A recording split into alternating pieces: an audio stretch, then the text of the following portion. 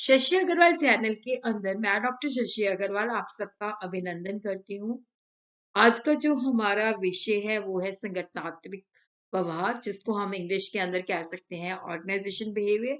और इसके अंदर हम बहुत ही महत्वपूर्ण जो है संगठनात्मक व्यवहार के निर्धारक क्या होते हैं, जिसको इंग्लिश के अंदर हम कह सकते हैं determinant of the organization behaviour.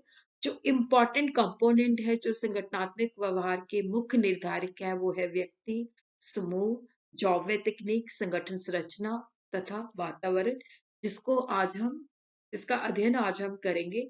अगर आपको मेरा ये प्रयास सही लगता है तो इसको लाइक कीजिए, शेयर कीजिए और मेरे चैनल शशि अग्रवाल को सब्सक्राइब कीजिए।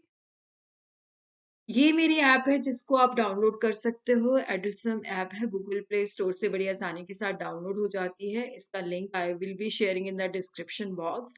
ये जो ऐप है ये है कॉमर्स, इकोनॉमिक्स एंड मैनेजमेंट के जो विद्यार्थी हैं उनके लिए बहुत ही महत्वपूर्ण है। काफी सारा फ्री स्टडी मटेरियल और काफी सारे मॉक टेस्ट और सब्जेक्टिव टेस्ट यहाँ पे अवेलेबल है, जिसको आप डाउनलोड कर सकते हो।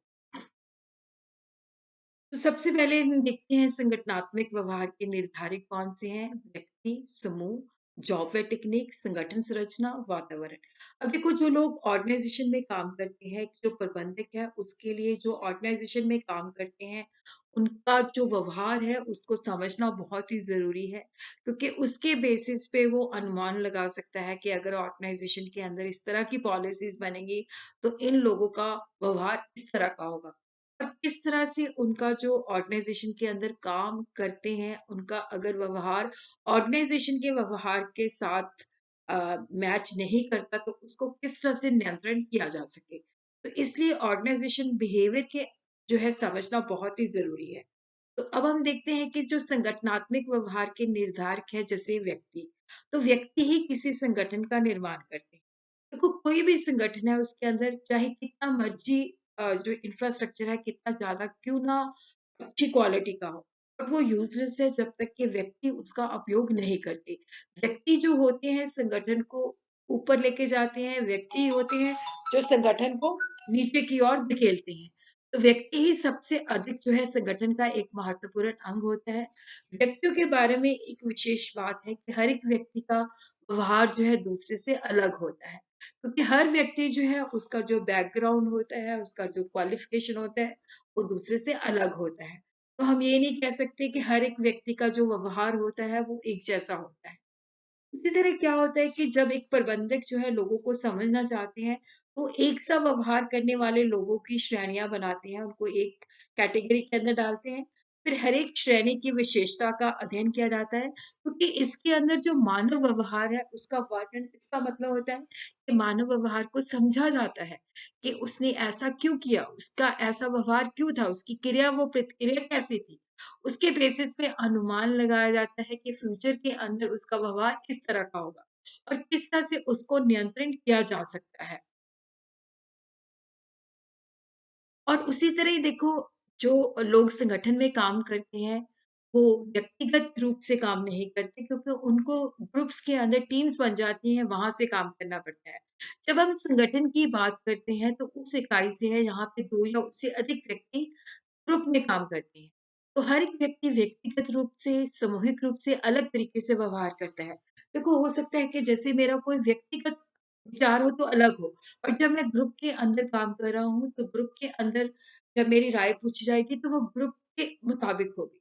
तो सामूहिक रूप में मेरा अलग तरीके से व्यवहार होता है, तो इसलिए ये अध्ययन करना प्रबंधक के लिए बहुत ही ज़रूरी हो जाता है कि जब लोग समूह के अंदर होते हैं, तो उनका कैसे व्यवहार होता है, जब वो व्यक्तिगत रूप से होते हैं, तो कैसे व्यवहार होता है, ताकि समूह के लोगों का आचरण को नियंत्रण किया जा सके। क्योंकि ज़्यादातर जो लोग होते हैं, वो अपने ग्रुप के जो नॉर्म्स होते हैं, उसी के मुताबिक उनका व्यवहार होता है। तो किस तरह से हम उनको नियंत्रण कर सकते हैं। फिर उसके बाद तीसरा जो निर्धारित है, that is job and technology. Job का मतलब होता है कि कार्यस्थल पर व्यक्ति को जो कुल काम सौंपा जाता है। जैसे मेरा काम जो है पढ़ाना है, तो मैं एक अध्यापक हूँ, ये मुझे काम दिया गया है। जॉब खुद से लोगों के व्यवहार को प्रभावित करती है, मुझे किस तरह की जॉब मिली है, तो मेरा किस तरह से व्यवहार होगा। तो ऑर्गनाइज़ेशन के अंदर जॉब पे ध्यान दिया जाता है कि जैसे कई लोग जैसे कस्टमर केयर की जॉब है, तो वहाँ पे लोगों के साथ कनेक्ट होना होता है। तो कौन-सी जॉब आपको दी गई है, उस जॉब के अंदर आपका किस तरह का व्यवहार होना चाहिए। ये देखना अति ज़रूरी हो जाता है कि जब कोई व्यक्ति या समूह को कार्य दिया जाता है, तो क्या उस कार्य को वो पसंद करते हैं या नहीं करते हैं? क्योंकि अगर वो कार्य को पसंद करते हैं तो उनका डेडिकेशन 100% होगा। तो जॉब के दौरान किस तरह की हम टेक्नीक यूज़ करते हैं, किस तरह के उपकरण हम यूज़ करते हैं, वो भी हमारे व्यवहार को प्रभावित करता है।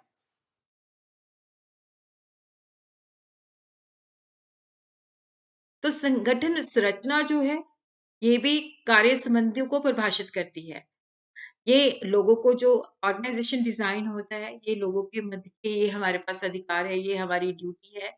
इसके अतिरिक्त हमने किसको रिपोर्ट करना है, किस तरह से अगर हम अपने जो लक्ष्य है उसको प्राप्त करते हैं, तो किस तरह से हमें रिवॉर्ड दिया जाएगा।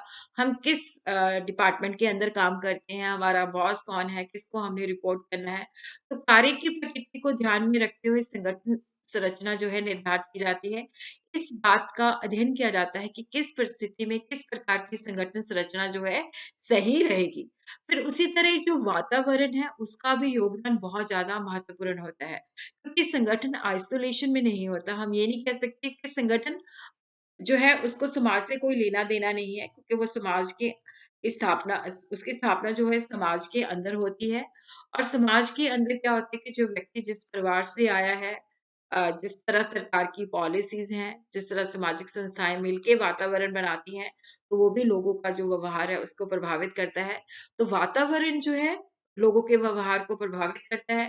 तो हमें ये अध्ययन जो प्रबंधक है उसको ये समझना बहुत ही ज़रूरी है कि वातावरण के अलग-अलग घटक जो होते हैं, वो लोगों के व्यवहार को किस तरह से प्रभावित करते हैं।